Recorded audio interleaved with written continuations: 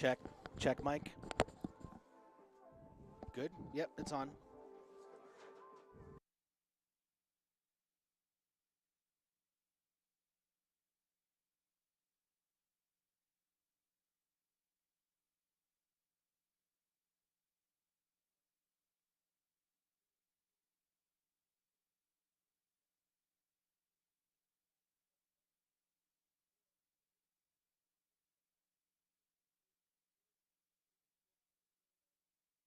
High School and your Spy Ponders of Arlington High.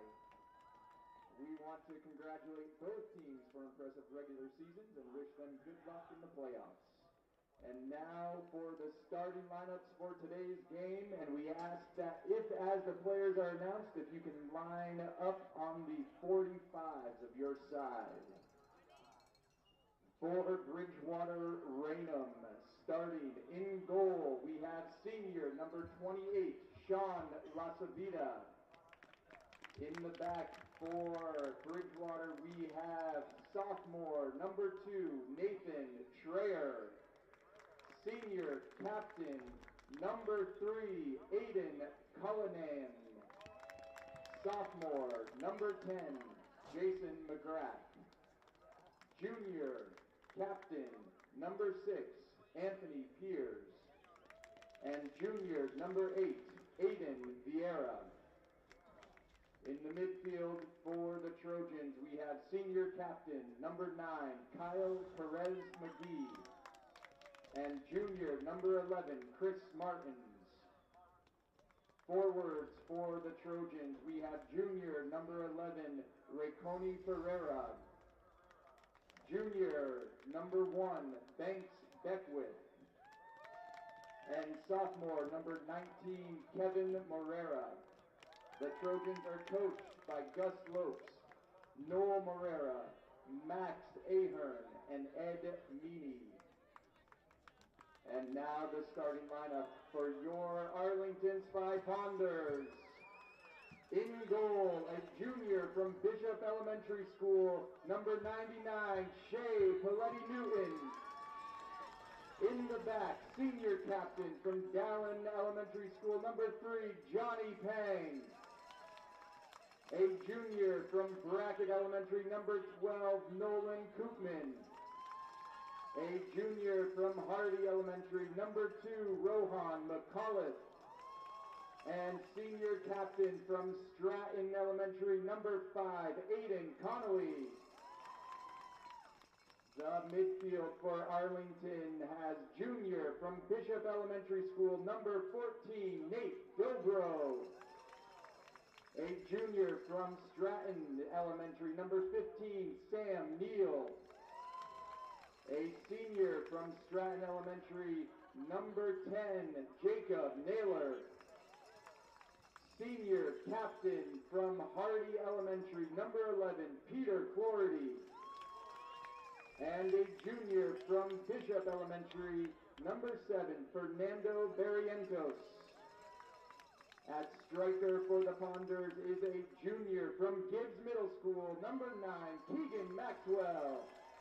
The Ponders are coached by Lance Yazio and Steve Campanella. They are managed by junior Nate Lucian and senior Ronan Obadensky. And now, if you are able, we ask you to rise and face the flag for the playing of the national anthem.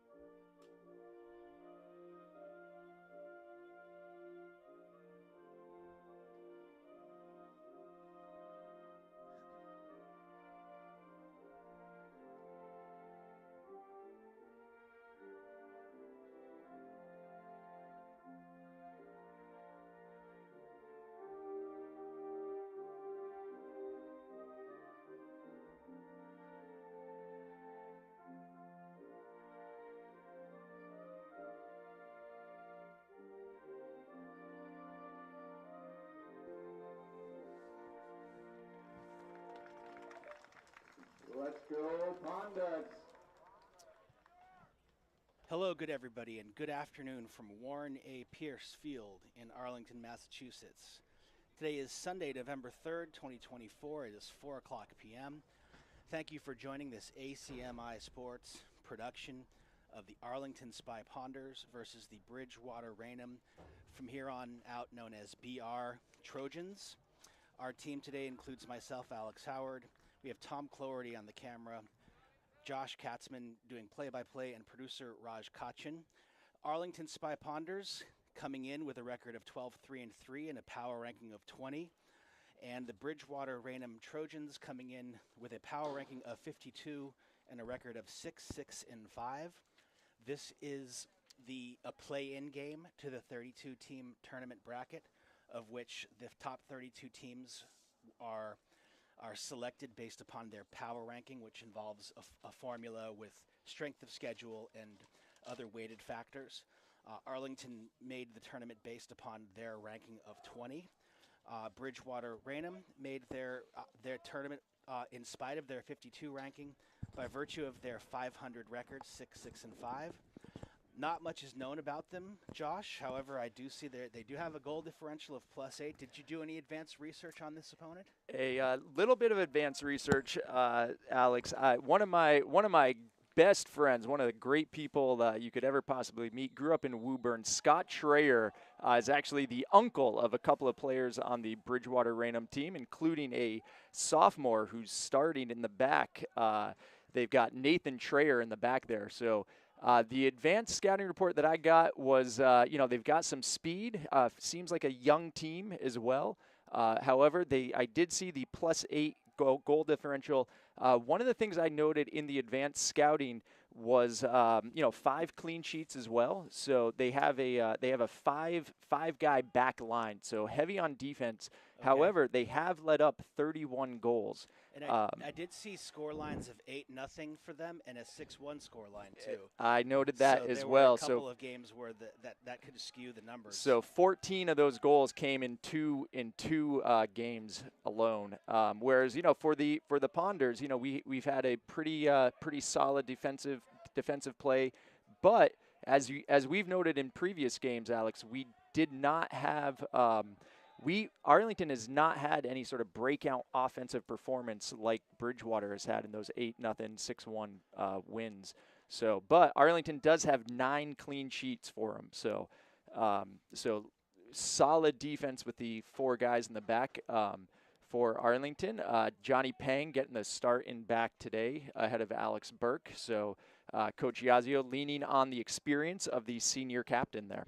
And Josh, one of the things, as you know, I love talking about are the meteorological conditions, and it's a beautiful cloudless day here. Today's the first day of daylight savings time, so it'll be getting dark here. However, this next 5 or 10 minutes, as you see, like on this kind of ball that's coming in with the out of the sun, it might be difficult for just a small stretch of time for Arlington. Then the sun should settle down.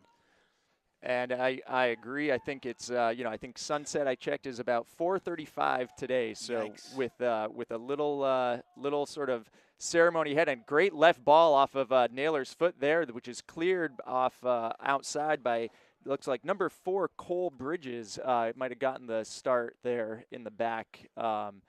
So it looks like Cole Bridges cleared that ball. So again, you can see right here Bridgewater-Raynham BR sort of stacking 8 guys deep for defense immediately here. When again, also interesting to know, as is Arlington tradition, Nolan Koopman taking that throw. Dobro picks it up as it's cleared by Bridgewater-Raynham. But interesting to note that all the boys in Arlington, it might be a little harder for us to tell who's who because they all have matching hairstyles. Yeah. And right here, Fernando was just a step ahead of the defender, so we have an offsides here. Not to get ahead of ourselves, Josh, the winner of this game, well, I guess to get ahead of ourselves, the winner of this game will travel to Framingham for the first round matchup in the tournament. This could be considered a play-in match. And Naylor tries to cross over there to Sam Neal. Sam Neal unrecognizable with sort of a platinum. Would you call that platinum? Maybe? I'm not sure exactly. He was light-haired to begin with, so you can go blonder. Let's say that everyone's dyed blonde, and he's dyed blonder. He is dyed blonder for sure. So it is definitely an adjustment for me up here in the booth, trying to see who's who. It was interesting. I did not recognize Sam with the blonder hairdo. And so Bridgewater broken up by Peter Cloherty, who tries to get it up to an advancing Keegan Maxwell. And that's the third time so far that they've tried to play that ball from their third into the opponent third. That one happened to be blocked. Another one was offsides, but that could be a strategy at the beginning of this game to watch out for. And so noting from the starting lineup, there are a few sort of younger players. And there's a great ball from it looked like maybe from Keegan, actually sending Sam Neal broken up in the back by Bridgewater-Raynham. So it looks like maybe number 19 there, Kevin Morera, a sophomore. So a couple of young players in this back five for Bridgewater-Raynham, Alex. A couple of sophomores and then only one senior, it looks like. Given that they are a South Shore team, I wonder if Coach Iazio, being from that area, might have some information that he's privy to that we're not. I was looking at their results. Number 27 in Division I, Durfee. They did have a pretty solid. So they had an early season tie against Durfee, who ended this regular season at number 27 in the power rankings. However, they did later in the season, in their second matching, ended up with a 6-2 loss against Durfee. So may have been an injury. With a week and a half off, players have probably had a chance to all get healthy, hopefully. And so we'll see players fresh. Was talking to Yazio, good breakup there by Johnny Penn, gets it off his head, but picked up by Bridgewater-Raynham.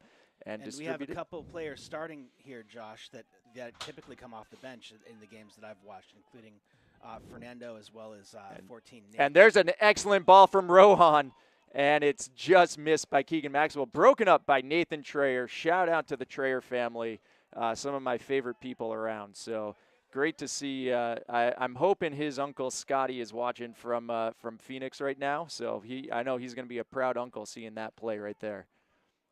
And but talking to Coach ahead of this game, Alex, out on the field, he was saying it's been a very solid week of practice. We had excellent weather last week. Good leave by Dobro there over to the foot of Fernando. Fernando splits two guys, almost gets around to third.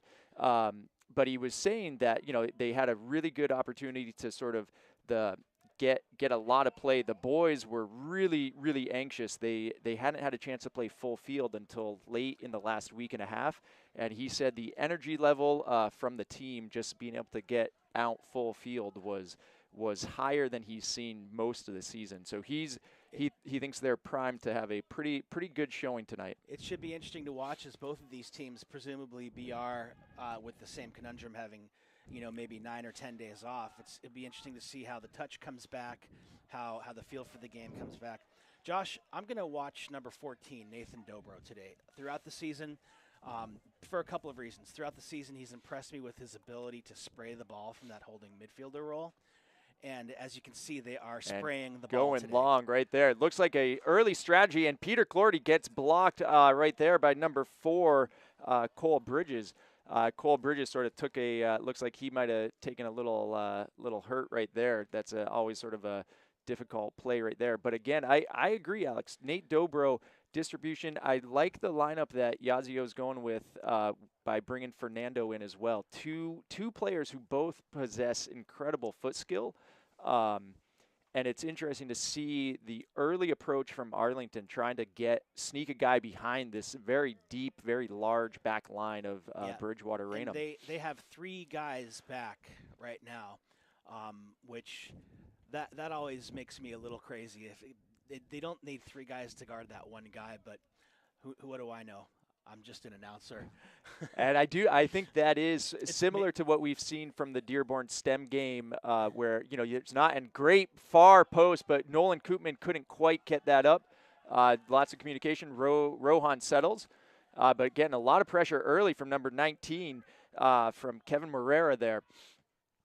and played back to Shea for a reset. But similar, I think, sort of Arlington trying to feel things out a little bit. A team they probably don't have a lot of info on. Yeah, better safe than sorry, I suppose. And played back to Connolly from Naylor. And little sort of bouncing back and forth here. Both teams stepping in. Good step by Koopman. Breaks that up. Delivers to the foot of Fernando. So here, right here, I think this is sort of what Coach was looking for. Fernando bringing it wide. Keeps it. Gets it back to Rohan. Maybe he didn't see the separation in the front line there, so he pulled it back. And Naylor using that left foot. It looks like they definitely are targeting Keegan and Sam, trying to go past that line. Interesting. Early on, seen Rohan take a couple of sort of hit the ground early on a couple of these plays, trying to maybe get a little anxious. You know, it's been a week and a half since they had their final regular season game against Lexington, a disappointing 2-1 loss for the Middlesex League Championships. Bridgewater-Raynham also, I noted, they had ended their regular season with a 1-3 loss against Silver Lake Regional. Silver Lake from Los Angeles? It could have been, perhaps. There's a miscue from Rohan right here, sort of broken up, and Beckwith from Bridgewater-Raynham fighting in the corner against Connolly, and they gets their first corner kick coming up right here. So, yep. And another thing I always like to point out, Josh, in this game, something can happen on corner kicks. Set pieces are very important, particularly for teams which sit back traditionally. This is their chance. This is a great equalizer for teams that sit back and play counter. And a little miscommunication from Bridgewater. I don't think they were sure who was going to be taking it, but it looks like Chris Martins, number 11, is coming in to take that corner kick.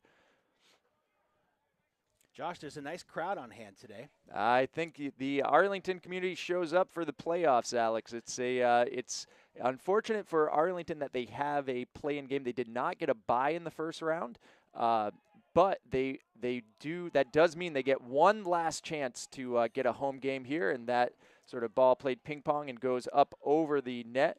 Looks like there was some incidental contact. Arlington players helping up number 6 there. And because of the way the schedule is constructed, Arlington is ranked 20th. They were the highest ranked team that is required to play a play-in game. So they're playing the lowest ranked team in the entire tournament. So in other words, the 19th ranked team, whoever that is not playing a play-in game. But because they are in the bottom 16 of that top 32, they will be required to go away. So, I'm sure if you ask the players if they could have a home playoff game, they would have said yes all day long, all year long, regardless of the circumstances. And I'm sure they're all very excited to have a home playoff game, particularly if they can come out with a win here. And for both of these teams, they will be back. The winning team tonight is going to be back in action on Tuesday. But that's been sort of the typical schedule of the regular season. So I think in some ways having this game kind of get the nerves of a playoff season out of the way, I think is not necessarily a horrible thing, especially if Arlington can sort of build something and really find a good rhythm here with this slightly different lineup. And Fernando going wide, having a battle against number 9, and then cuts back to the middle and gets it into Naylor. Naylor sets up his left foot. We've seen him take strikes from 30 yards out. And right here, we might see Connolly or Koopman come in for a big throw, but it looks like Rohan's coming in. Another aspect of this reconfigured lineup, Josh, is that you have a couple of 2 or 3 players that haven't traditionally been starting this year. That means that there solid are challenge by Koopman. 2 or 3 players that have incredible experience at the very top of the bench. So right away there, you have a team that's 14 deep, and we know this team runs 20, 22. Actually, if you talk to Coach Iazio, he'll tell you the team is he would have no reservations putting any player off the bench into any situation. And it looks like our first substitution coming in, slightly different look for Arlington. Looks like number 25 coming in, Harris. Another holding midfielder, similar attributes. We didn't see a lot of him this year, but he played a couple. Maybe it was the Dearborn Stem, but same thing. You'll see him sitting with his facing the Arlington keeper, waiting for a pass to pivot on. And immediately gets his first touch. And to spray to the... And he's got space, and Horace Kennedy not afraid to take it. Sets up Keegan just a little bit ahead of Keegan, who's stretched and couldn't quite keep control. Good break by Koopman there. And here's Fernando, ball on his foot. 3 guys go right by him, and he's calling Sam. Excellent ball from Fernando right there. Sam's breaking in, and good play by the keep to pick that up before Sam was able to sort of pass it back into the middle.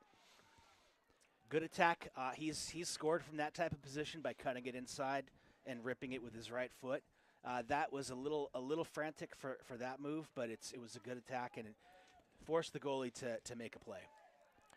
And Arlington so far doing a good job trying to set up these attacks. I think one of the things we've seen from Arlington, here's Perez McGee, or Moreira for Bridgewater, sets it up, and number 9 for Bridgewater, Kyle Perez McGee, sends that over the crossbar. That's the best chance we've seen tonight.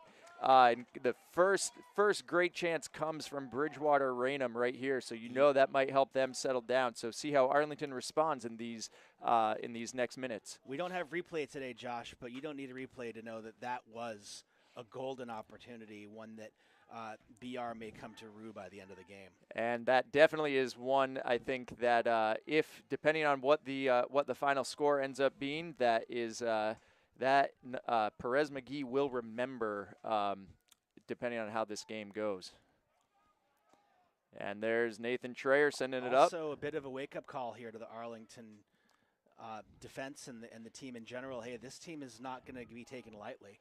And Johnny Pang shielding and steps across. Good play by Johnny Pang there. Exactly. I think seeing that, Arlington sort of trying to get through this, trying to get through and over the back line. So see how they respond. That was a bit of a shaky play by the back line there. So that's, I'm always for the through ball or the over the top ball, but that just kind of reinforces the strategy. If their back line can't handle those balls gracefully, then one's likely to pop out in a position that's advantageous to Arlington. And again, I think that is sort of what you may see from younger players. For most likely their first playoff game. It's a big deal to have come up from Bridgewater, made a long journey. You got expectations. You make it into the playoff, and anything can happen in playoff season. So Bridgewater-Raynham is looking for a big upset here, in which we've seen a few upsets on this field in the past. And looks like number 3 for Bridgewater-Raynham is there. Aiden Cullinan has a big throw for Bridgewater-Raynham. So I think we're going to be seeing him stepping up. And great play here by Sam Neal. So we got 4 Arlington guys, 4 on 3. They have numbers. Keegan Maxwell cut in the middle. Great play by number 5, Jason McGrath, to come back on Keegan as he cut towards the middle. Arlington had numbers. So after a excellent opportunity from BR, Arlington has responded. They're making something happen, but still haven't gotten a solid strike on goal yet. And Horace looking to extend wide, and he sends Peter Cloherty. Peter trying to get around his defender, and that is sent out wide by BR. So we've got a throw, and looks like Nolan Koopman sneaking up there to take it. Gideon perhaps Lawrence coming in for Keegan Maxwell. So Gideon Lawrence has been a solid, very physical player right there. So Gideon coming in, excitement of playoff. He's going to be looking to get a shot. And look at Fernando get around one player, trying to get across, get to his left foot.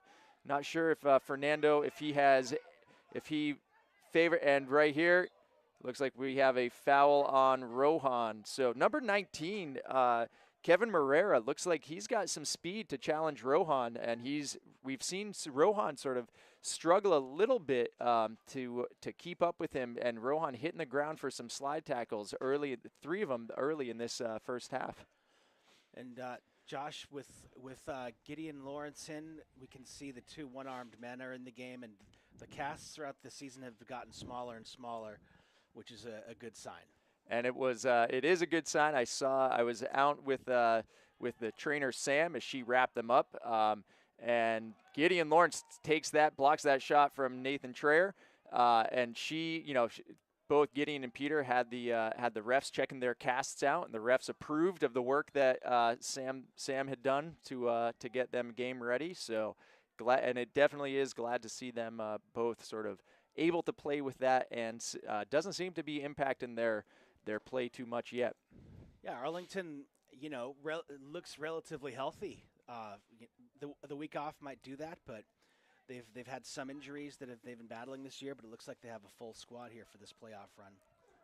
And Aiden Connolly shields. Shea's able to send that up wide to Sam Neal. Heavy touch, gets it back, and he sends. And Fernando, I think, was on, and he keeps it, and he's looking for something. Tried to send it, but blocked by Cullinan, who's looks like the anchor of this back line for BR right here, number 3. Aiden Cullinan. It looks definitely sort of, I think, their go-to to hold that back line together. And he is a senior, so not surprisingly, and a senior captain. And here comes Quincy Cotter in for Fernando. Fernando had a lot of the ball there. So let's see what kind of adjustments Arlington makes with the new player coming in. Quincy, who we're accustomed to seeing start throughout the year. So let's see if Arlington's depth comes into play. Good play from Arlington there. And it could be a situation, Alex, I think Coach Yazio thinking Quincy being a sophomore who's had a stellar season, especially for a sophomore. I think Coach might have recognized, hey, this moment might be a little extra nervous, so went with a little older player, a little more maturity. And it did not hurt Arlington, and so good to see Quincy in and immediately get some touches on the ball as he streaks down towards the corner. Good delivery into Neal, and picked up right here by Harris. Good chance for Arlington. Harris cuts back to the middle and goes down and draws the foul right there. So outside, about 25 yards out from goal. I won't be surprised if we see Naylor taking this. A little bit of a soft foul, but I saw it. Definitely saw it. I think because he was challenging from behind, he was able to get that call.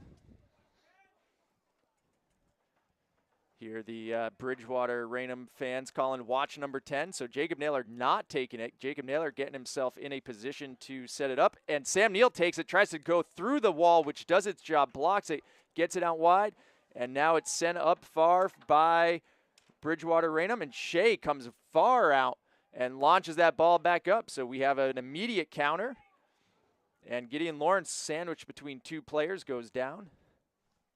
And Johnny Peng comes up, picks it up, and dishes right here to Naylor. So ball's in and broken up. Picked up by Aiden Connolly, who's stepping in. 2 touches, takes a shot, and it just goes left of the net. Love to see it. I think definitely it's never hurts Arlington when their backs get involved in the offense as well, sort of pushing up. They have speed across that line, and so they definitely have the ability to push up and recover. So goal kick here for Bridgewater-Raynham. Sends it up. Quincy Cotter gets his head on, but back against number 9 Morera, or number 9 Perez McGee. And looks like a few subs in for Bridgewater-Raynham. Good delivery down the line. And right here, Nolan Koopman challenging Morera. Morera, keep an eye on number 19. Picked up by Shea. Good cross. But keep an eye on number 19 as well. For, Kevin Morera. Speed and seems to be, I think he's their sort of look on offense. And there's a big delivery there. And looks like it just snuck outside. Sam Neal called him offsides, I think. Called them offsides. Yeah. And well, the strategy is apparent, and I like it. Now the question becomes, what happens? Does BR catch on to this strategy and adjust? And if they do, that's when it's time for Arlington to then show their other moves. And right there's a. Looks like Shea picks that up. So Cullinan, again, large senior in the back, sends it up. So 3 and 19. Those are my 2 calls of players to keep an eye on. And number 19, Kevin Morera, a sophomore, Alex, for Bridgewater-Raynham. So again, It seems like a young team, so they are definitely building a program here. But number 19, MIAA, playing with a lot of confidence early on in this first round match. Shea sends that up, and good step by Traer. Gideon gets it over to Cloherty. Cloherty trying to go it, and Traer sends it wide. And again with like a not exactly graceful play by the defender. Effective, though. And here we have the injection of speed coming in. And yet Dennis Keneally subs in for Peter Cloherty. So Dennis Keneally, very dangerous speed on the side. Jacob Naylor goes through his man. Quincy, nice little touch to protect the ball, but it's broken up. A little casual on the ball there. And good play by Gideon Lawrence to get back and break that up. Arlington resets a little, and there's Dennis Keneally. We saw him making the break, and Gideon just delivered behind. Dennis not able to slow himself down. He was too fast. Too fast. He was too fast. Yeah, exactly. And we've got the throw in from Bridgewater-Raynham. Played into the middle, settled by Harris. Harris brings it across the field. Calling for Sam Neal to make the run into the middle, and it can't hold on to it. But then Quincy Cotter there to pick it up. And he's got Gideon Lawrence in the corner. Holds it. Plays back to Harris. Harris into the middle. Good delivery, but broken up. Excellent view by Harris right there to keep that ball on the ground, too, to give, just managed to get a foot on it from the Bridgewater player. Arlington with good momentum in this last stretch of 2 or 3 minutes.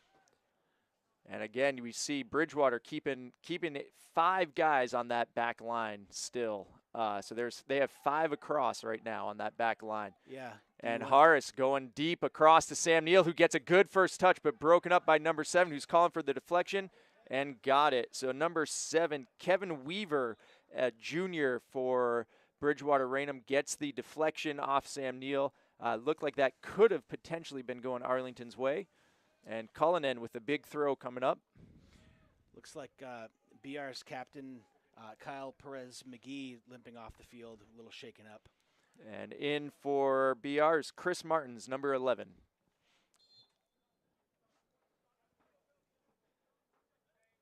And there's a good solid 20-yard throw or so. Sam Neal on his foot. Spins, keeps it on his foot, gets it to his right foot, takes a shot, and that goes wide right of the net. But when you see Sam Neal starting to make plays like that, that's a good sign for Arlington. He scored a number of very impressive goals, such as that one where he can kind of get the ball around 30, 20 yards away and get enough space to get that shot off, which the shot is very impressive. And we've got about just under 15 to go in this first half. Bridgewater-Raynham sends it up. Aiden Connolly sends it back. And Quincy Cotter picks it up.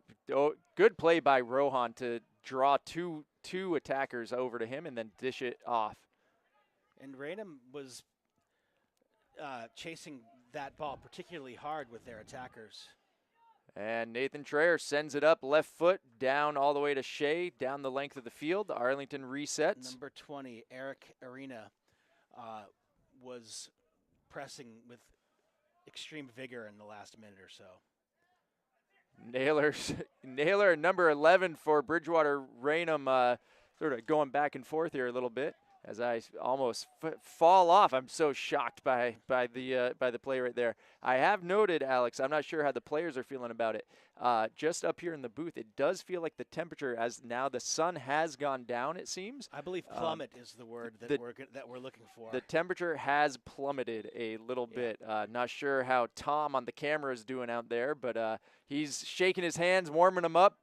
And right there, Aiden Connolly gets that ball up, and now Arlington with some good numbers, excellent numbers. And Naylor sends it deep for no one in particular. Picked up too anxious for the strategy that time.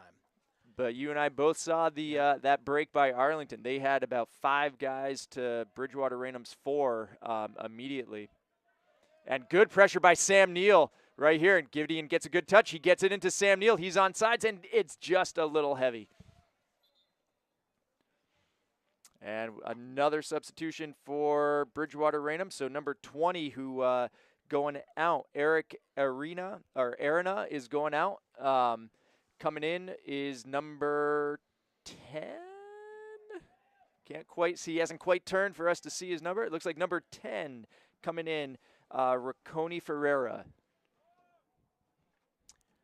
All right. BR plays it short. And it's smart play. Arlington was sitting well back. And there's Connolly right up there to Horace Kennedy. Broken up. Good play by Naylor. And he gets the foul this time, so going Arlington's way. So there's a battle to watch. He got the better of the initial shoulder-to-shoulder, and that caused the leverage advantage to tip his way, which is why the ref kind of had to call that, even though it was close. It was a 51-49 play. It was. I think both of them sort of little close. The first one, Naylor might have gotten his arm around a little bit, but Sam Neal keeps possession after the free kick, and he's looking, sets it back to Horace Kennedy. Horace, good move inside, and they get a handball just outside the box. This should be just outside, maybe 1 or 2 yards outside the box. It's closer than where they're standing. There we go. Move it up. It's a pretty perfect position. It's far enough back to be able to get it over the wall, and not too far back so that you don't have the proper velocity. But this is a great chance, and we have Horace Kennedy and Quincy. Horace. I would have expected Sam Neal to take this, as he has scored from this very position. Or even Naylor, who to sort of use that left foot to hook it up to the far corner. But we haven't seen Sam or Jacob taking any free ones. Horace takes it and goes. It hit off the wall. It looks like we have a corner kick coming up. Yep, deflect off the wall right there. And right here, Naylor's taking the first corner kick for Arlington today. So see how they've done practicing these set pieces. Coach Yazio, with lots of experience with playoff soccer, he has been drilling these guys on these set pieces. 9 days off, again. And Naylor goes far post, and just off the top of Cullinan's head there. And Johnny Peng keeps it in, delivered to Koopman, looking for a handball, but ref says nope, and it's outside. So Arlington with some foot on the gas for the pressure right now. Right, I was going to say the 9 days, that's a good amount of time to practice set pieces with. Also, importantly, Josh, if this game goes to penalties, I know that they will have practiced penalties over the 9 days as well, because those come into play in the playoffs, not so in the regular season. And delivered here to Peng, who's in the middle, takes a shot. Looks like we might have another deflection, but no, it's a goal kick right there. Yeah, I would have called a corner kick from here, but judging by the lack of protest from Johnny Peng in particular, he kind of knew it wasn't. So. The players doth protest not at all. I have no reason not to trust the Flash. So when he doesn't protest, then I ride with him.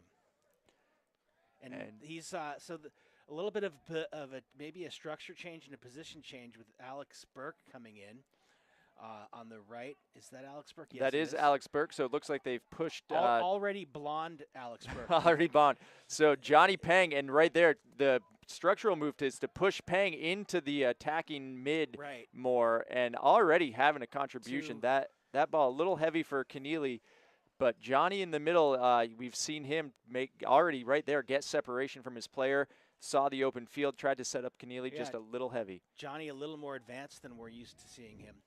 It looks like they might be playing, well, it's hard to tell. They've got they're two going lines of four. So they're going to 4 at the start. It was a 4-5-1, is with sort of the two wingers playing a little more aggressively. And Johnny traditionally has been playing sort of starting in the 6th spot today or this season. So interesting to see how with Burke back in the game. And yeah, actually, Alex Burke is probably the one player I fully recognize. I don't know if he did anything to his hair. Yeah. It looks, if he did, it looks very natural, Alex. You did good. Your hairstylist did well. It is a very sort of funny tradition that the boys have. I know it's common across all, but I remember a couple of years ago when Cooper dyed his hair. He was blonde for quite a while. Mm-hmm. And I do appreciate the varying blonde shades of blonde shades as well. Of blonde. You know, it makes you appreciate the rainbow here. I'm going to shout out Aiden Conley, looking very staunch so far today. Has not put a foot incorrectly. Has done well in the center of that back line. Aiden Connolly also, who earlier in the season kind of bleached his hair. So Aiden also familiar with his blue boots out there, also easy to spot. I think Aiden Conley's in playoff mode 365 days of the year. Absolutely. He's ready to go anytime, any place. Just like Tom Cloherty, who has left the camera in the capable hands of Raj, the producer. It could be because Tom's hands were getting a little too chilly out there. I think it's because Tom really wants to go retrieve balls on the other side of the field. We do miss Tom on the far touch, you know, keeping the action going. And Sam Neal, good break up there, and Arlington resets back to Koopman. Marrero challenging, and Dennis Keneally, if he couldn't quite pick it up, but great rush by Naylor, and Trayer breaks that one up. Trayer, too, that's your friend's nephew, correct? Number 2, Nathan Trayer, the nephew of Scott Trayer, a phenomenal athlete in his own right, a former state champ in golf from Woburn in 1997. And there's a strike right there from Keegan Maxwell. Bounces, picked up by the keeper, La Savita. BR with a turnover. And Johnny Peng dishes into Naylor, who gets it back to Harris. Harris returns. Plays off to Rohan. Well found there. Good possession right now from Arlington. Good passing, good possession ball. Now he has the ball into the box if he wants it. Dishes wide to Johnny Peng, all over the field right now, taking advantage. It looks like Johnny Peng took a shot to the face right there. Accidental. But took a shot maybe into the eye, it appears. And Tom, who is just outside in the stands, Tom is giving us a prediction of the number of fans in the stands this evening. He's just calculating, thinking of the massive crowd that he saw and he can't even fathom it. And Rohan takes a strike that's going to sail wide. I'm horrible at this game. Like, guess the number of gumballs in the jar. I'm always off by a factor of 200. Definitely, it is a long drive from Bridgewater. The Arlington fans have come out in large numbers. Producer Raj is probably taking. I have my number. Taking a look. And Tom Cloherty saying 1:30. Looks like we've got Raj, a timeout with 5:19 to go. And during this timeout, I think I would trust producer Raj's estimation on this. Right. Tom says 1:30. I'm going to say 1,200. There are 1,200 in attendance tonight. Oh, I thought you were going to do the Price is Right. The Price is Right. One more, 131. 1,200 in attendance. You can't see them all on camera, but it's an impressive crowd. I'm going to say 200. 200? So we can say, if you use our guesses, it's anywhere between 130 and 1,200. And 130 and 1,200 folks in attendance tonight.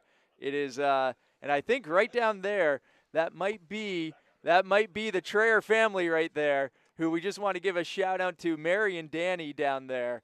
I've heard Danny loves getting in on the action of these games from his brother. So does Danny want to come up and talk? We'll find out. Maybe at halftime if Danny wants to come up. I'll see. I'll run down and see if Danny wants to come up and this would be the first time I actually meet Danny. So we'll see if he. All right, well, Josh is doing public relations for ACMi. Here we go with the remainder of the first half, with which there was just a timeout. Not sure which team took the timeout, but here we have BR with the ball. Looks like on a goal kick scenario or an offsides. I don't exactly remember. And here we have BR's number 3, who's about to clear the ball and goes short. Second time they've done that today with the kind of the little fake out move, and the second time that Arlington has sniffed it out today. Ball goes out for an Arlington throw. Not sure you can see it or you can do it justice, but it's an absolutely beautiful night here. Sun is setting here with 5 minutes left in the first half. It's 0-0 Spy Ponders. Spy Ponders in maroon from right to left. BR Trojans in white from left to right. Ball goes into the box. We have Shea Pilati-Newton, Nolan Koopman, Aiden Conley, Alex Burke, Rohan McAuliffe, Horace Kennedy, Sam Neal with the ball, with a nice move onto his left foot, spins around. He's met with resistance. Someone loses a shoe. They should attack the shoeless player.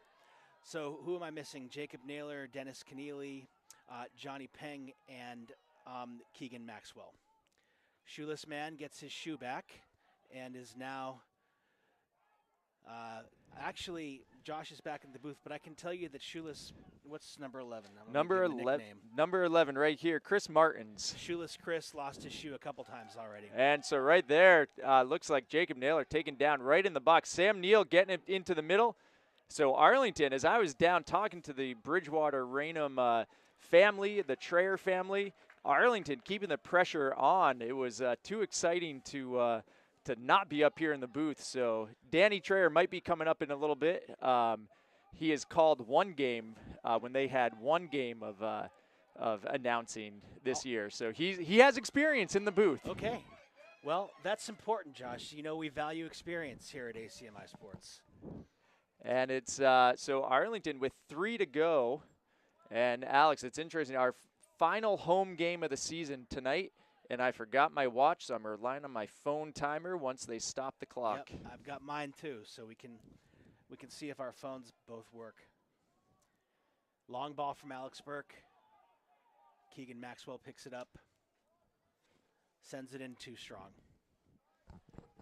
And just so a scoreless first half with 2:50 to go. Will be very interesting to see if Arlington can get a late strike here to go ahead. Because again, we've seen a lot of Arlington games play out this way, though, Alex. So I think they've won a lot of nail biters. They've won a lot of nail biters, and yep. They have the patience and ability to stay calm and not sort of panic as they get into these tight games. And Horace Kennedy with some space, but loses control. And here's Naylor trying to get around his guy. Sends it wide to Rohan. Beautifully found Johnny Peng. Johnny Peng having a great half in the middle here once he moved up and delivers. And right onto the foot of Maxwell. Maxwell turns, gets into the box, taken out.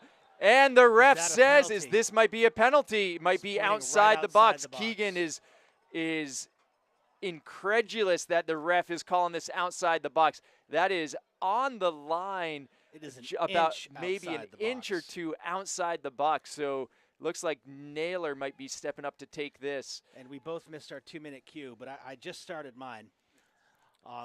So we can producer Raj did not, though, and we have 1:30 to go. So we might have a moment of stoppage here.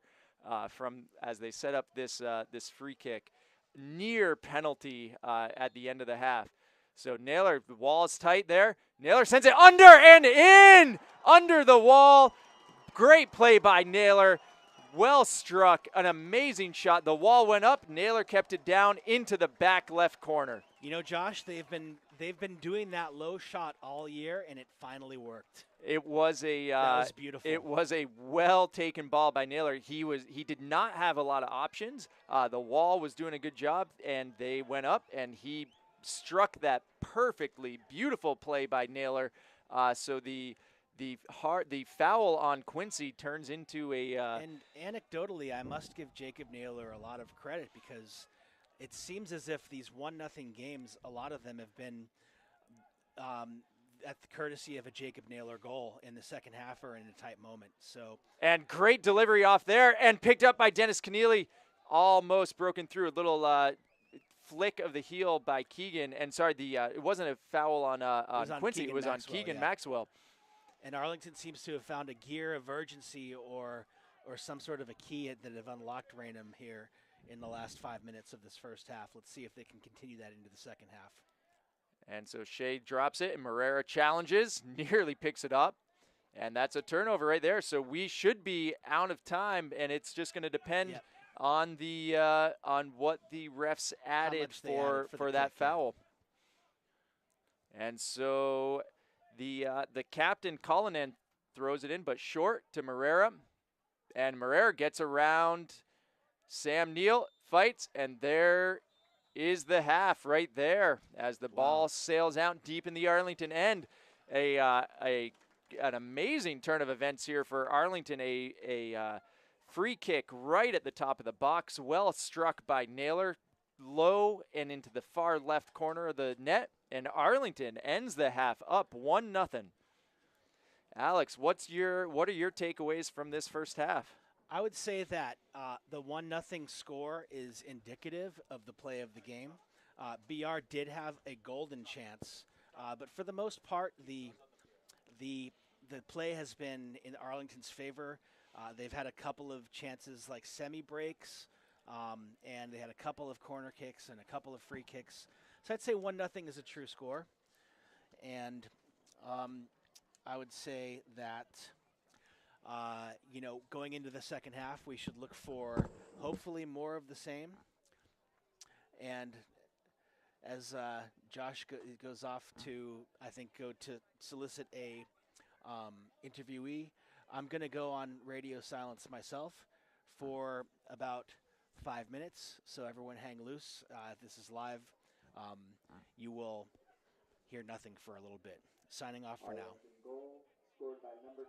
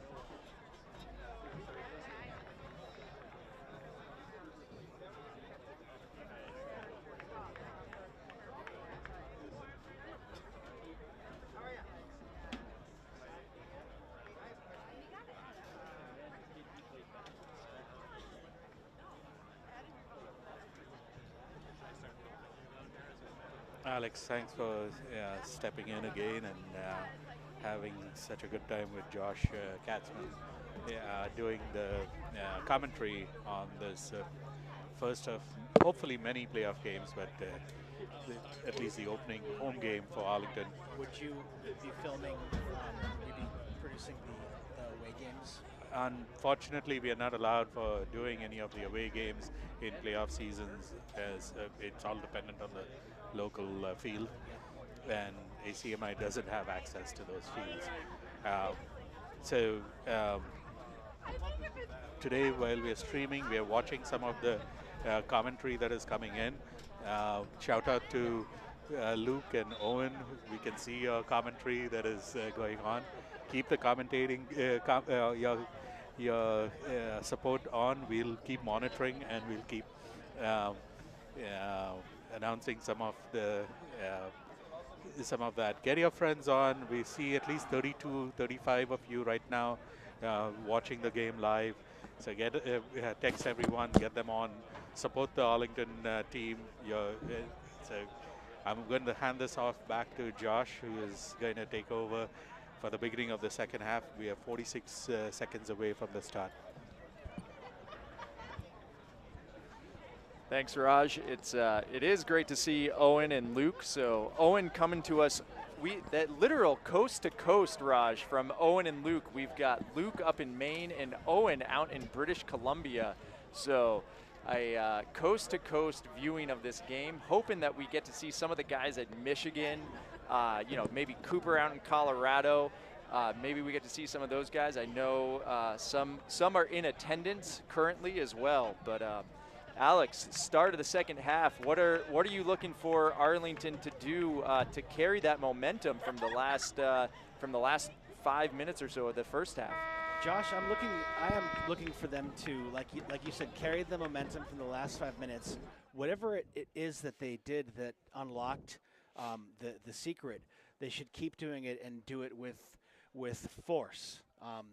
Talking with cameraman Tom, we'd like to see a couple of early goals here and really just take the suspense out of this game. It's a playoff game. You have a one-goal game. Arlington has had the majority of the chances and the majority of the play, but you never know. In this sport, you never know. The ball can bounce a certain way. The ref can make a bad decision. The wind could blow. Somebody can trip. These things always happen, and we all know how hard it is to score a goal in this sport.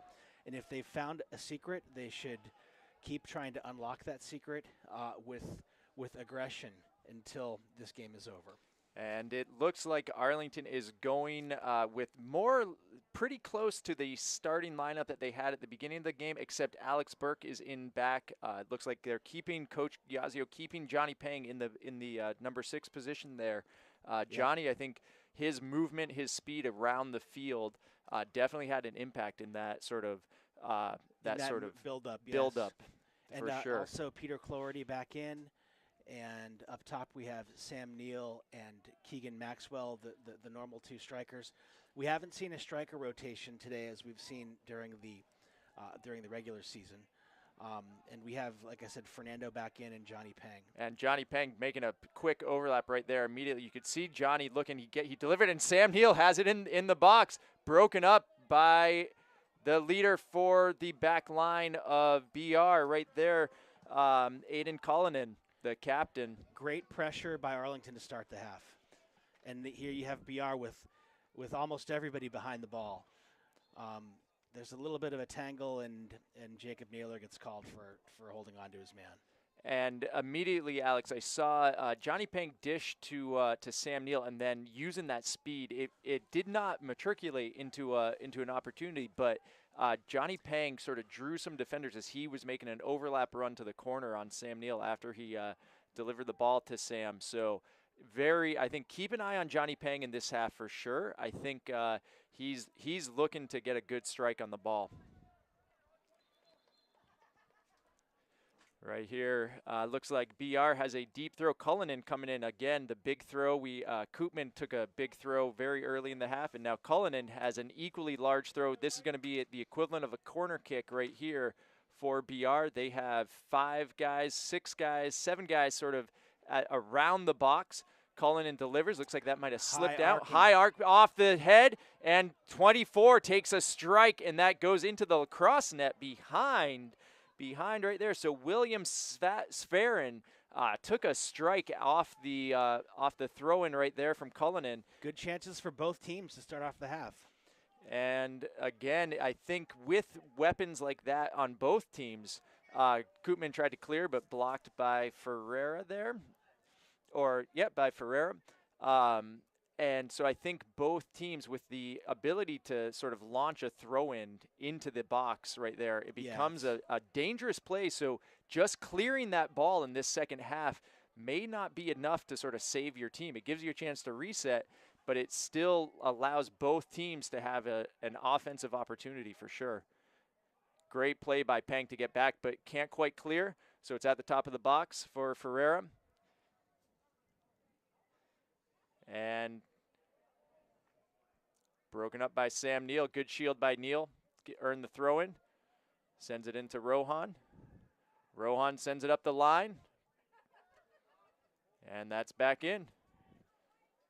Rohan sends it back up. Again, I think what we saw from Rohan too, I won't be surprised if Rohan starts making some bigger runs up the line this half as well. I think he sort of settled in. He seemed he was a little off for the first few minutes of that first half, but I think he settled into the game. So I will not be surprised if we see Rohan involved in some pretty critical plays, moving the ball forward for Arlington in this half. Number 4 for BR with a very strong play there on a through ball. He got around it and then delivered a nice 40-yard dart to one of his midfield players. Very impressive play. And so it looks like a change of balls. Shea didn't like what he had right there. Goal kick for Arlington. Very short right here to Koopman. Koopman takes a touch, 2, 3, and sends it up. And right here, Peter Cloherty could not quite get around his guy, beaten to the ball by Bridgewater. Again with a very decisive play back there. Dangerous ball and to the middle. Good play by Shea to aggressive play, picking up that cross in the air right there. So again, I think this would be a challenging sort of day as a keeper, where if you aren't moving around a lot, potential to sort of get cold as the temperatures go down. Shea sort of suited up, both keepers in shorts right now, but interesting to see if that affects sort of the play. Both keepers have been playing, have been sort of mixed. There's some standing around. Some standing around as there's been a lot of play in the middle third. So quick throw from BR, and Fernando Barrientos can't quite hold on to it.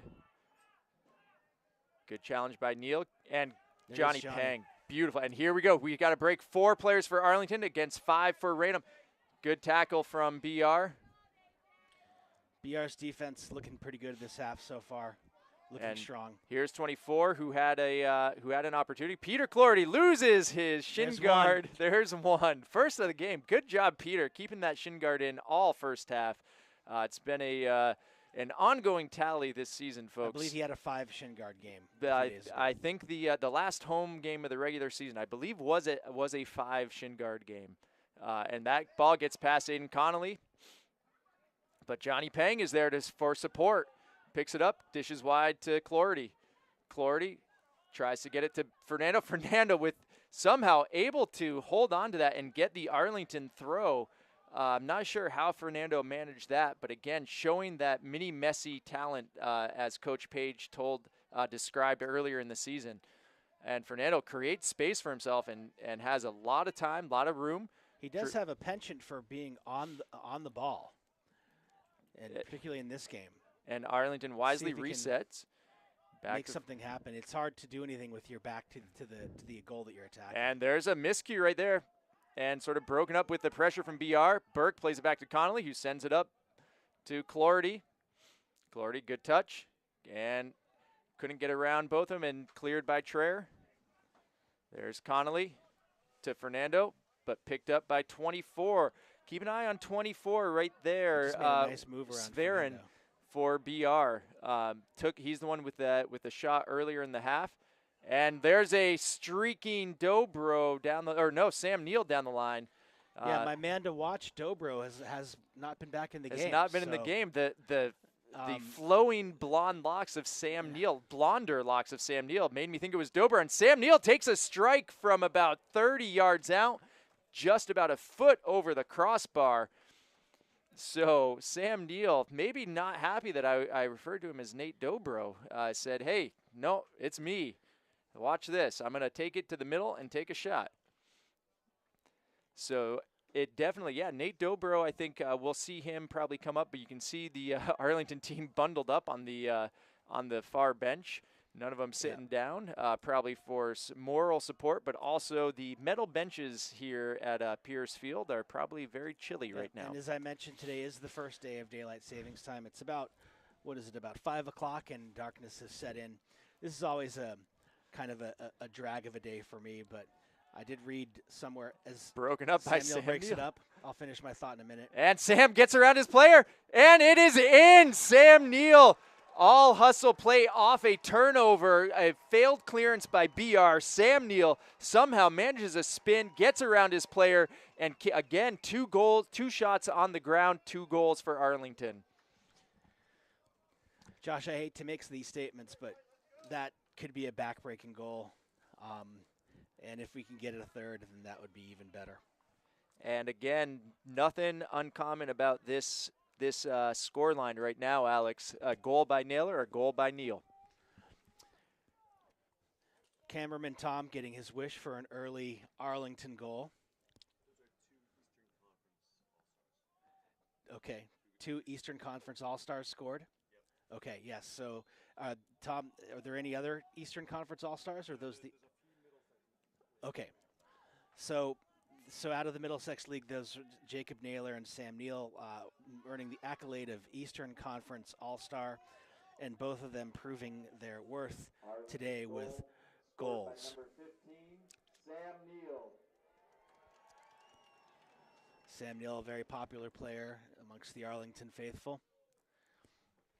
So as I was saying, I did read somewhere today, like for people that are pessimistic like me about today, it's only, I think, 75 more days until we start to get the sunset back to like 6 o'clock. So we're starting our darkness now, and we have some time to get out of it. But a light shining is this 2-0 victory by victory. This 2-0 lead for the Spy Ponders here in the first part of the second half. 30 minutes left, 2-0 Arlington.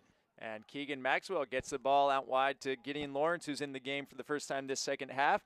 Arlington looking to build, and there's a good cross from Gideon to Peter, who gets a good ball into the middle. Peter gets it off, and excellent save by the BR keep. Save.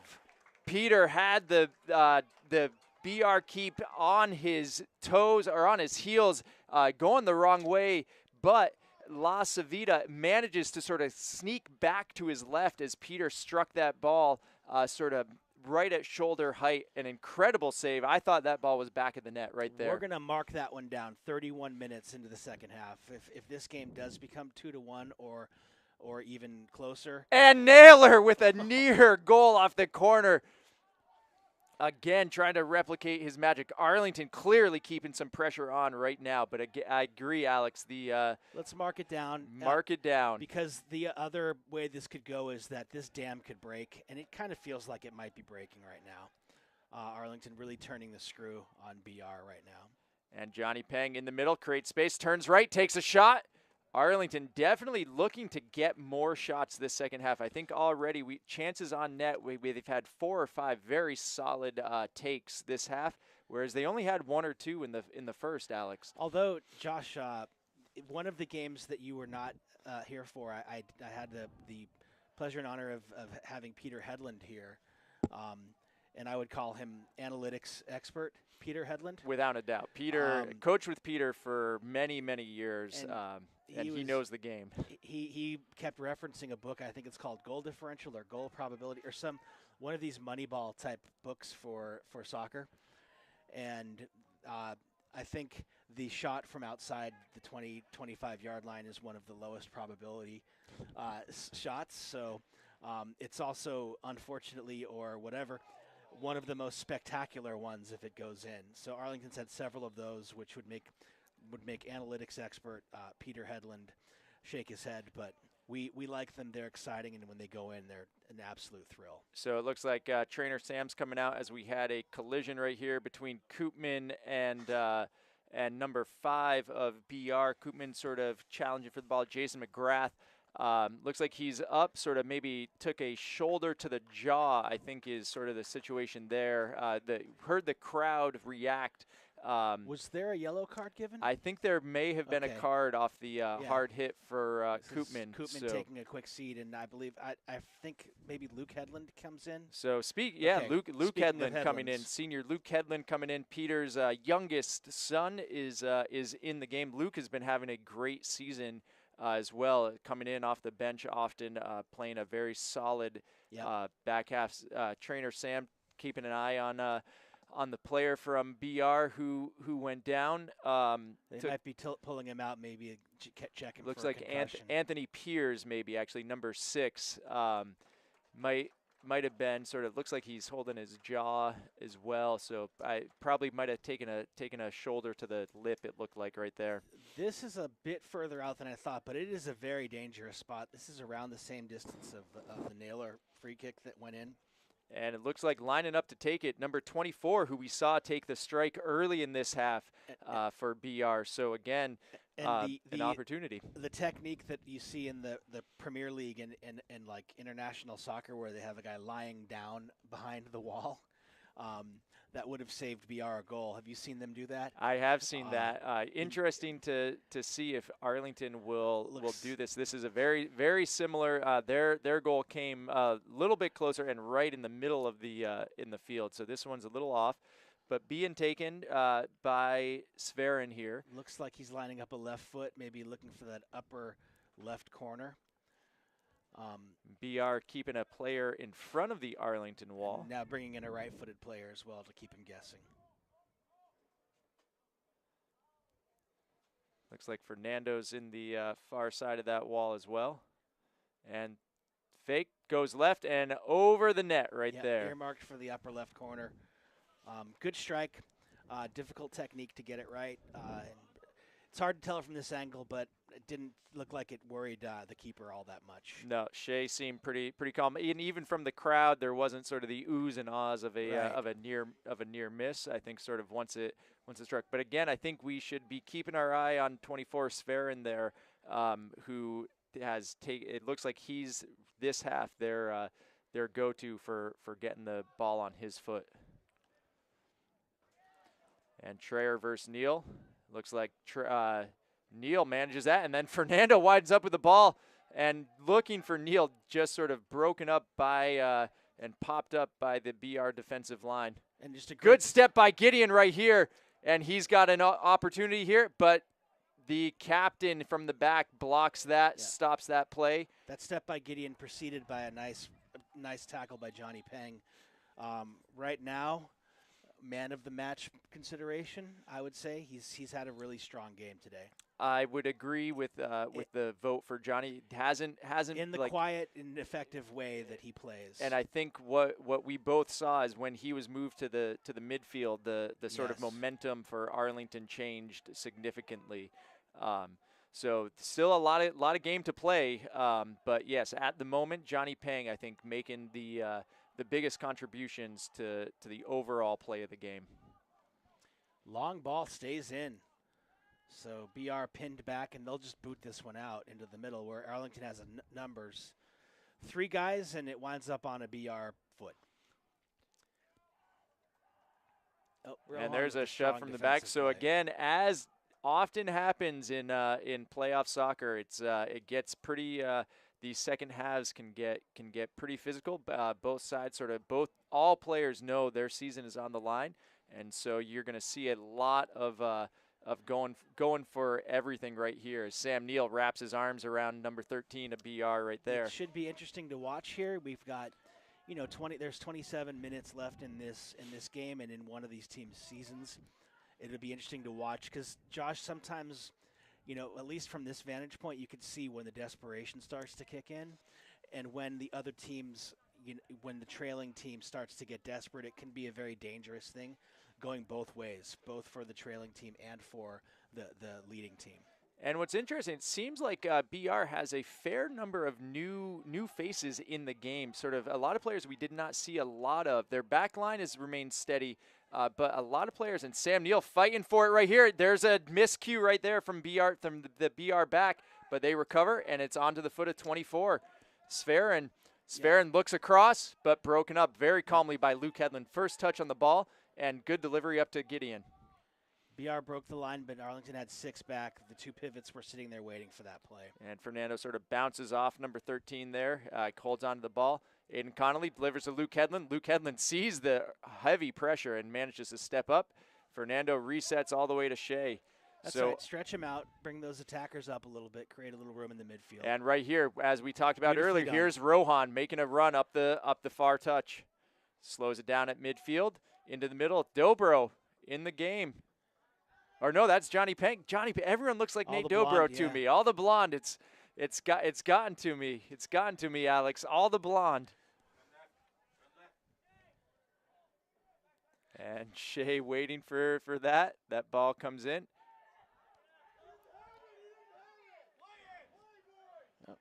And right there, it looks like a little loose play from Shea. Challenge from BR, and they get it. And Fernando gets around his guy again. And Fernando's going. He's got to run. There's Sam Neal, gets out his way, and Fernando dishes right to the foot of Peter Cloherty. 1 touch, 2 touch, and Peter gets around his guy, takes a strike, broken up by the backs of, again, the senior captain back for BR. Breaks that incredible cross in from Cloherty. Sam Neal manages to keep that ball on his foot, and then broken up, sent long. Luke Hedlund settles, plays it back to Shea. All right, let's take a touch here. This is what happened before. Draw the 2 players in, and then that ball out to Rohan right there. And heavier pressure on Rohan this time, not letting him get up. But Rohan with a good turn. 2 players on Rohan. Open. Right there, and Aiden Connolly breaks up that cross. And there's a dangerous cross. Shea dives out in front, blocks that ball out. Buying time for Arlington. Number 24 takes a strike, goes left wide off his foot. He was in between 2 minds there, Josh, on the left foot, that ball coming across. You could try to strike through it and give it a right to left curve, and looks like he couldn't figure out which way to do it, and he wound up applying a bit of a shank to it. And BR coming in with some pressure with 24 to go. Alex, I will say from watching Shea on that play as he cleared it, sort of the double-fisted clearance as he dove forward to break that cross up, possibly one of the better plays I've seen Shea make all season. And he's had some very, very impressive saves. That one, an incredible heads-up play. The way he got it up high gave the team a little bit of time to reset and just challenge that shot by number 24 there. So heads up, or big shout out there for Shea for that heads-up play. Yeah, what a year he's had. I can't remember, any goal that could be classified as a howler or some sort of goaltender mistake coming from Shea. And Traer fouled there by Naylor. So free kick coming up at mid for BR. Again, taken by the senior captain, Cullinan, back from half. So I would actually not be surprised if he tries to go on goal with this. And he goes wide instead. Bit of a knuckleball, but it finds the intended receiver. I like the 2 sports right there. Knuckleball and the intended receiver. I like it. How about that? I wonder how many we could get in a single line. And here we go. Arlington with the counter right here, coming quick but broken up. Well played by number 5 there. One player we've not seen in this second half yet, Alex, for BR. I don't think we've seen number 19, Kevin Morera, in this half. He was very impressive in the first half. Who had a lot of set up a lot of opportunities for BR. And we've not seen him. Yet in this second half. So wondering if he's injured or they're sort of saving him. If they have sort of a game plan. And Sam Neal flicks it up over his head. We got 3 on 4 and broken up right there. The senior captain right there, Cullinan, right here for BR, breaks it up again. shout out to Cullinan, having a fantastic game, keeping his team in this in many, many ways. Here we're getting down to it. 22 minutes left. You can hear the BR fans starting to and feel Johnny it a little Peng bit. on this run right here. Dishes right there. Great ball by Fernando, and Johnny Peng in the box. Takes a shot right at the keep. Picked up right there. But excellent run by Johnny Peng. Peter Cloherty gets back, breaks that up. And Peter, good spin, gets the ball on his foot. Sam Neal, dangerous right at the top of the box. Takes a shot. Knuckleball left of the keep, and it goes to the back of the net. Wow, Josh. First of all, what a play by Peter Cloherty, cameraman Tom's son, to beat two players on the side. What's that? Yeah, he had a chance before that the goalie saved, but that play was, I mean, it was a beautiful finish, a knuckling finish, but that play, if you have a chance, click back 30 or 45 seconds, and cameraman Tom will have caught it. So excited to watch that play. The camera bounced all over. He hustled. He beat two players. He did a Maradona move and then laid the ball beautifully into the path, spoon-fed. Sam Neal with 2 goals. Eastern, whatever it is, all-star Sam Neal with 2 goals. Arlington with a 3-0 lead. As Josh goes to announce the goal on the PA system, I will toot my own horn. I kind of said that I thought that the dam might break here, and I wouldn't be surprised to see if it broke a little bit further. As BR starts to press and Arlington playing the long ball, you know, if you're playing against a team that's committing numbers forward, that long ball becomes more and more dangerous.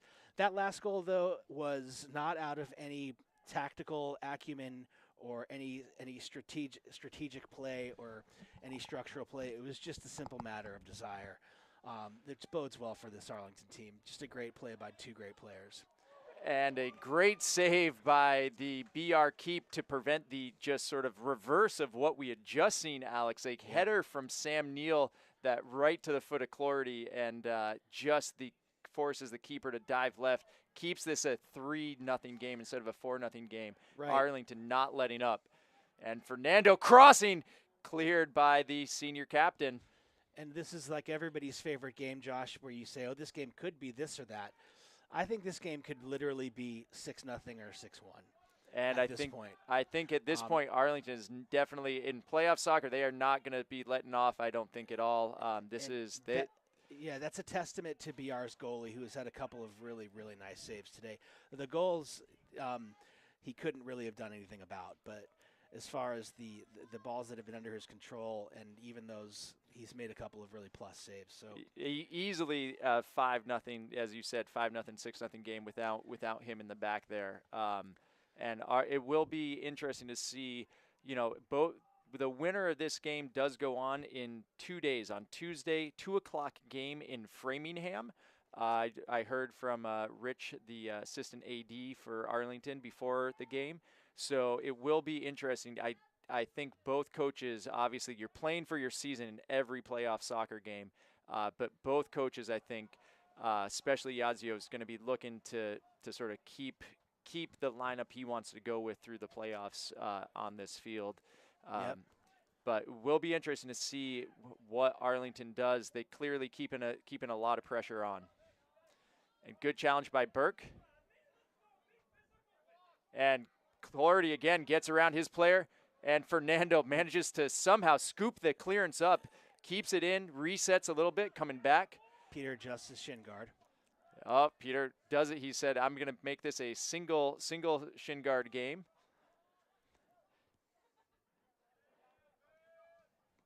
And good touch by Burke to sort of spin around the defender. Burke making a run up the line.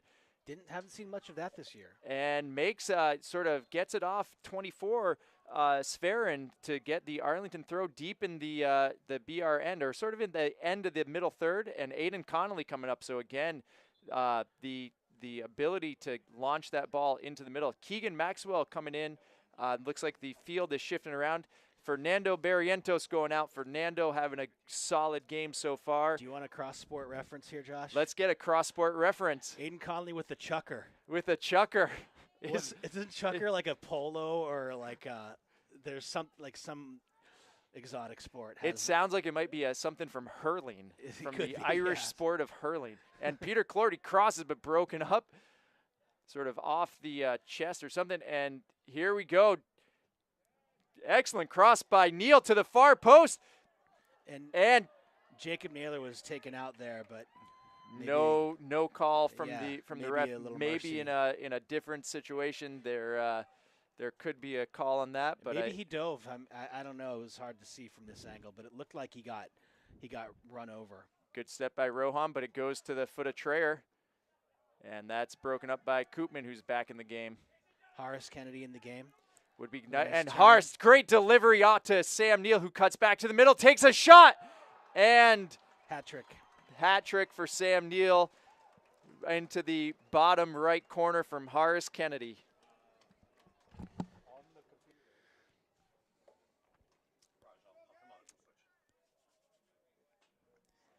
Ladies and gentlemen, we're at 4-0 Spy Ponders, a relatively evenly played first half, although Arlington definitely with the pressure. The pressure has caused holes in the dam, and the dam is officially broken. 4-0 Spy Ponders with 17 minutes, 17 seconds left in this game. This is the play-in round of the MIAA Division I playoffs. The winner of this game will travel to Framingham in 2 days' time. At this moment, it's looking like that is going to be Arlington. So you Arlington folks that can maybe get the day off. And we have an offsides call on BR. So 2 o'clock on Tuesday is when Arlington will be traveling to visit Framingham, in theory. And we have 16 minutes and 43 seconds left in this contest. Arlington wearing maroon, the Spy Ponders going left to right, and the BR Trojans in white going right to left. And at this point, in the broadcast, we had initially talked about a man of the match performance, but it's hard to say anything but the gentleman with the hat trick being the man of the match. And here we see Horace Kennedy coming out and Quincy Cotter coming in for the Spy Ponders. We've got 16 minutes, 43 seconds left in this game. And as I predicted, Josh, I thought that maybe one goal or so, 2 goals. I wouldn't be surprised to see even more. I think these guys are hungry right now. And I think, Alex, too, it does become a question sort of as Horace went down, looked like he sort of got a little shaken up there. Will be interesting to see how Coach Yazio plays this. I at this point may not be surprised to see him sort of pull some of the starters and Andre Sandoval, to your point, is now in the game at number 20. And BR clearly they're sending a pretty deep line from what we've seen most of the game.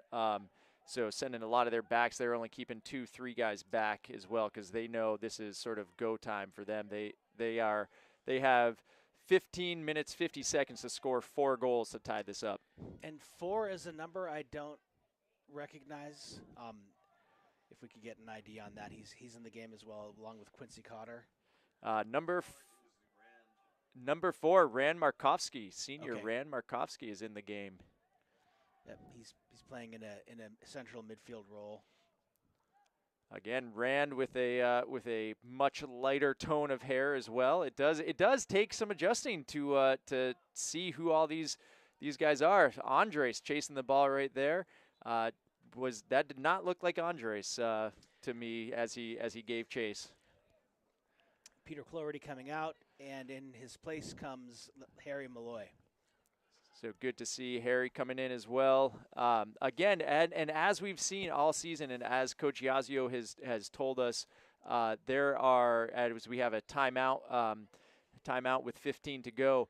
The Arlington bench is deep, and even though these are not the regular starters that Coach is starting to bring in. It's not going to be a detriment. And BR is going to come out of this timeout looking for every form of offense that they can get. Yep. But it's Coach Yazio has the confidence in each one of these players that comes in to to make sure that this stays at 4-0. And as far as we've seen, Alex, this is so far for me, this is the biggest statement game I've seen from Arlington, at least from an offensive standpoint. Most goals I've seen them score all season. Same. And it is they've had a couple games where they've scored more, but they've this is in playoff soccer to get a sort of win like this, or to be in control of a half like this, especially after the very close first half. It's a testament to the maturity of this Arlington team that they didn't panic with only a 1-0 lead at the end of the first half. A key play in the game was the play in the first half where there was a cutback into the Arlington defensive zone, and a player was open at the penalty spot and missed the net. If it's a 1-0 game, maybe BR or an opponent might start to get more confident. But you could tell by the end of the first half that some sort of formula had been reached, and the Arlington will has been firmly imposed here in the second half. And I think similar to how we've seen all season, the will of Sam Neal, the way the sort of tenacious bulldog type nature of how he goes towards the net. And Nate Traer gets a shot, sails left off of his right foot. I think he's a left foot dominant player, but the sophomore taking the shot there. What do you imagine BR's coach says with 15 minutes left in a 4-0 playoff game, last game, or in theory, I keep saying the last game of the year? What would you say if you were the coach? I think one of the things that we saw from Arlington early in this second half, I think one of the things, so they had the momentum, but I think what we saw and what I might be telling a team right now, Arlington took a lot of shots, even those sort of low percentage, sort of 25, 30-yard shots, 35-yard out shots. Arlington took a lot of shots in the very beginning of this second half, and I think that sort of set the tone for him. So I think sort of like we saw right there with Traer, I won't be surprised if the coach told them, hey, if we're getting in, we got to take shots. And so coach is letting pulling Shea out and it's letting Max Mulvey coming in. And I will say, during warm-ups, I actually saw Max Mulvey making some phenomenal saves, like very impressive saves during warm-up. During the Dearborn STEM game, if you remember, we were talking about him as man of the match. And I know that from a program perspective, and there's a delivery from Connolly, but picked up by the goalkeeper. Similar to other positions up and down the lineup here for the program, goalkeeper is not a position where depth is an issue with this program right now. Harry Malloy delivers to the middle to Koopman, who's back in. Off to Rohan. Arlington resets back to Mulvey. And Mulvey sends it up. And deflected off by Traer. On the sideline, David, who's been helping out on the sideline, dishing the balls in and out for Arlington soccer, boys and girls, for years. Looks like we have Cam Levine, Luke Hedlund back in the game for Captain Aiden Connolly, who's going off. Cam Levine, senior, coming in as well. 11:45 to go. Alex Burke taking the throw and dishes to Levine. So congratulations to those two men and the rest of the team who came off the field, seniors. They may not realize it now, but it's a special night when you can win a playoff game at home.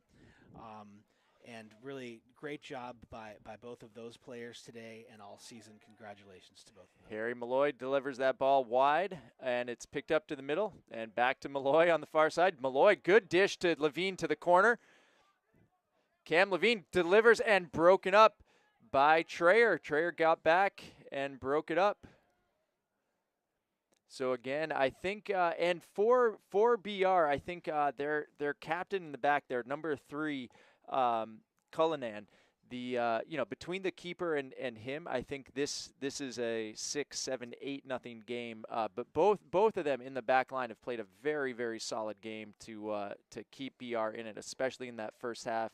and for sort of the beginning of the second half here.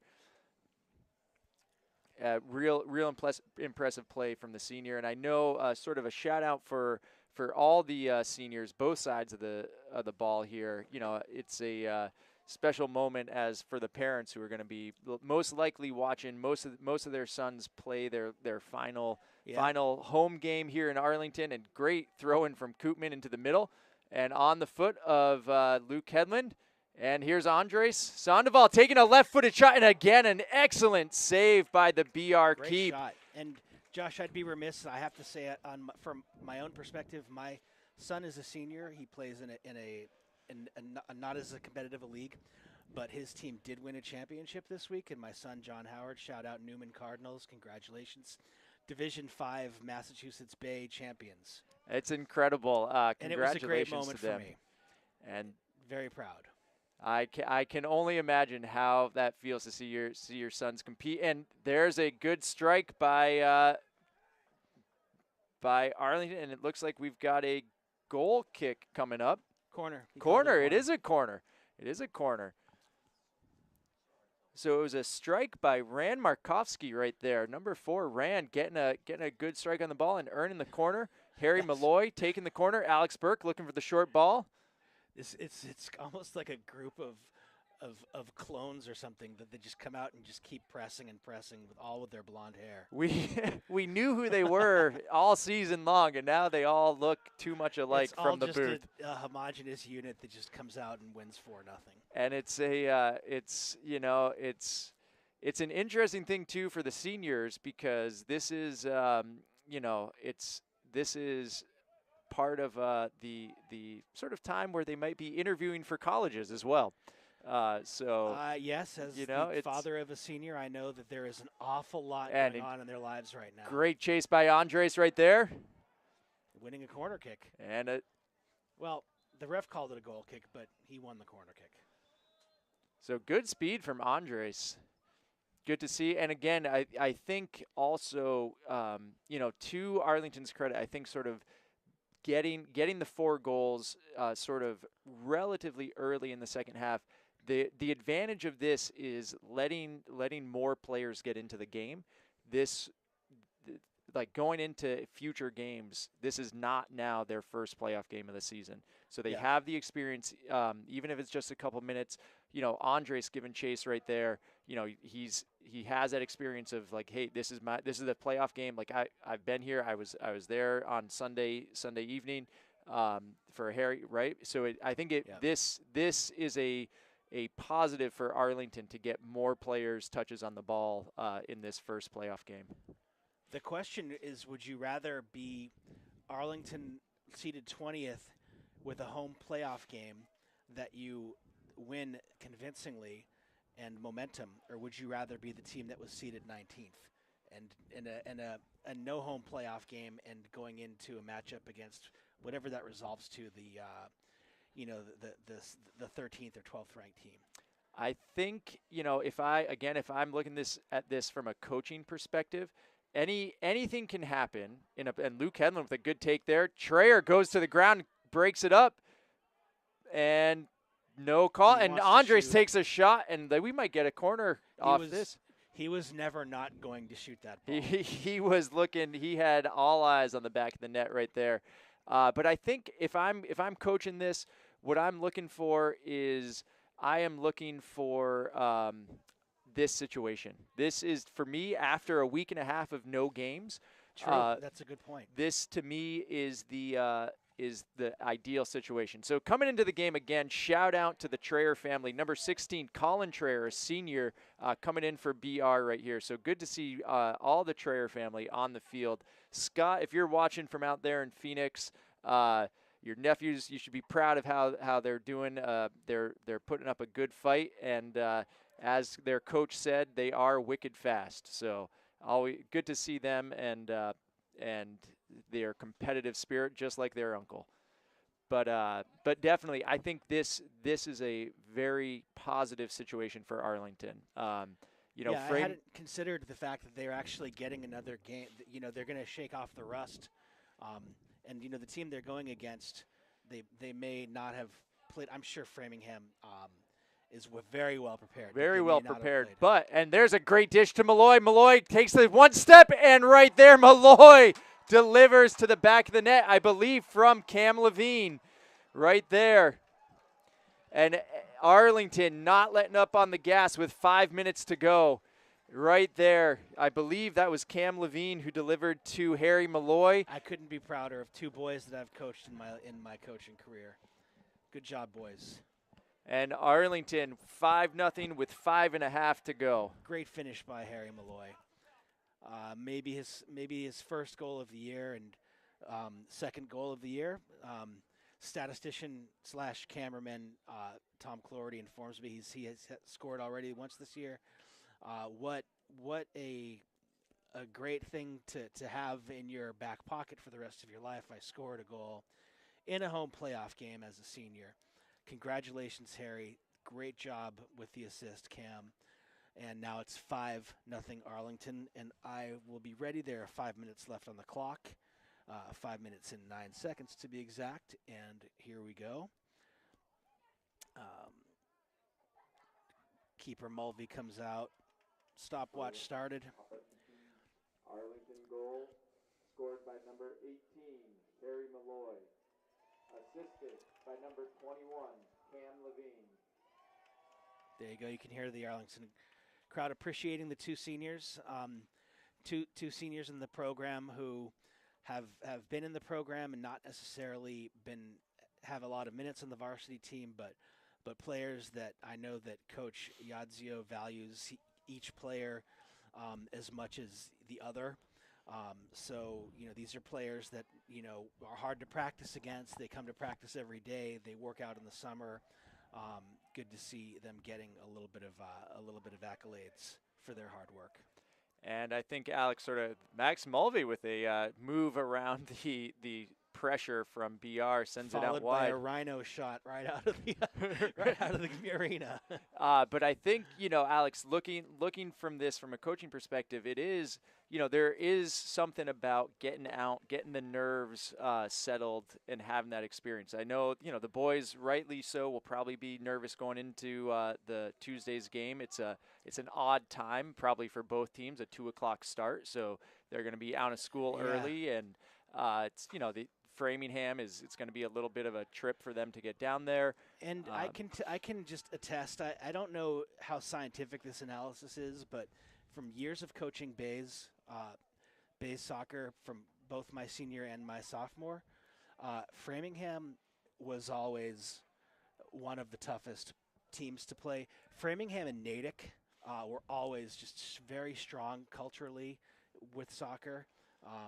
Natick in particular, but Framingham not very far behind. You know that they're ready, and you know that a lot of these kids have played against them. Our kids played against Natick and Framingham 2 times a year for 8 years, so it should be a clash. Hopefully people will be able to make it. It's not the most convenient time for us normal working folk, but it's 2 o'clock in Framingham. Pardon me? And a shout out to the Traer brothers who, Colin and Nathan, who are coming off the field right now for BR. It's been a joy for me to watch them, and I know their Uncle Scott was proud of them. But again, looking forward to the Framingham-Arlington game on Tuesday, Alex. It is Framingham, again, always, as you said, always a strong soccer team, a growing, like a large population town. So they've got a big pool of talent, and it's absolutely going to be a very challenging match for Arlington, but as the boys have shown all year, it's a very winnable. I noted sort of looking just at the Middlesex League, Arlington has wins or ties against number 10 BC High, number 12 Lexington, and number 16 Belmont, and also Winchester. So BR right there just gets a goal. So long for the clean sheet. So a BR sort of brings it in with about 2 minutes to go. And it begs the question, cameraman Tom pointing out, BR may be emptying their bench, as you can see, as witnessed by the red shorts by several of the players. 41 here and the defender over on the right side. Maybe they should be playing the red-shorted guys all game. And they might. Oh, and was it number 41 who I'm not sure who put the ball in? I'm gonna run down and find out who it was. Okay. Yes. So we're short on time here. Partner Josh is going to go get the name of the player so we can say the name on air. Good goal. Congratulations, BR, for taking care of that clean sheet, getting on the board. It was, if I can recall, it was a really nice through ball by one of their midfielders. It's finished off with style by one of their attacking players. 33 with red shorts misses the ball, and Rand Markovsky takes a tumble. Looks like we have about 30 seconds plus whatever time is remaining due to stoppage time. So Spy Ponders will be moving on to Framingham on Tuesday. Goal scored by number 20, Eric Arena. Aha. Yes, I did notice him in the first half. I noticed him for his pressing. That was the gentleman I pointed out for hustling particularly hard on the press in the first half.